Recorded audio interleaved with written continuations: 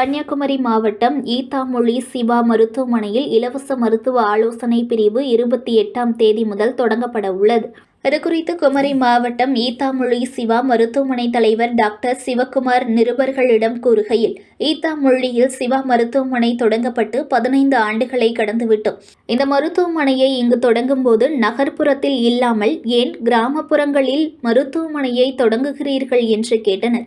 கிராம மக்கள் மருத்துவ வசதிக்காக நீண்ட தூரம் செல்லக்கூடாது என்பதற்காகவே எனது சொந்த கிராமத்தில் இந்த மருத்துவமனையை தொடங்கினேன்.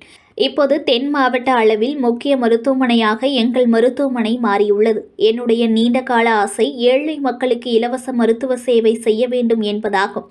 ஏழைகளுக்கு இலவச மருத்துவம் வழங்கப்பட வேண்டும் என்ற திட்டத்தின் தொடக்கமாக இலவச மருத்துவ ஆலோசனை பிரிவை வருகிற 28ஆம் தேதி முதல் ஈத்தாமொழி சிவா மருத்துவமனையில் தொடங்க உள்ளோம். பொது மருத்துவர், மகளிர் மருத்துவர், குழந்தைகள் நல மருத்துவர், பொது அறுவை சிகிச்சை நிபுணர் ஆகியோர் இந்த மருத்துவ ஆலோசனை பிரிவில் இருப்பார்கள். காலை 10 மணி முதல் இரவு 8 மணி வரை இயங்கும். இங்கு டாக்டர்களை சந்தித்து இலவசமாக மருத்துவ ஆலோசனைகள் பெறலாம். இதற்காக எந்த கட்டணமும் வசூலிக்கப்படாது. இந்த ஆலோசனையில் தொடர் சிகிச்சை தேவைப்படும் நபர்கள் எங்கள் மருத்துவமனையில் அனுமதிக்கப்பட்டால் அவர்கள் ஏழை நடுத்தர குடும்பத்தை சார்ந்தவராக இருந்தால் எங்கள் மருத்துவமனை டாக்டர்களுக்கான அறுவை சிகிச்சை கட்டணம் வழங்க வேண்டியதில்லை.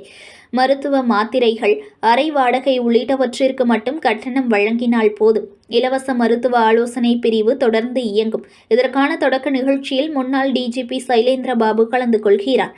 மேலும் பிரபல டாக்டர்கள் பங்கேற்கிறார்கள். இந்த விழாவில் பல்வேறு துறைகளில் குமரி மாவட்டத்தைச் சேர்ந்த சிறந்து விளங்கிய 100 பேருக்கு சாதனையாளர்கள் விருதும் வழங்குகிறோம்.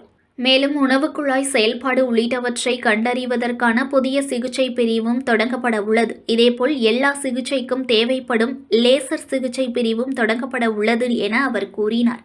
பேட்டியின் போது மகளிர் நலன் மற்றும் மகப்பேறு மருத்துவர் டாக்டர் டோலி, பொது அறுவை சிகிச்சை நிபுணர் டாக்டர் சிதம்பரதானு, பொதுநல மருத்துவர் டாக்டர் சௌமியா ஆகியோர் உடனிருந்தனர். நியூஸ் 1 தமிழை லைக் பண்ணுங்க, கமெண்ட் பண்ணுங்க, ஷேர் பண்ணுங்க, மறக்காம சப்ஸ்கிரைப் பண்ணுங்க.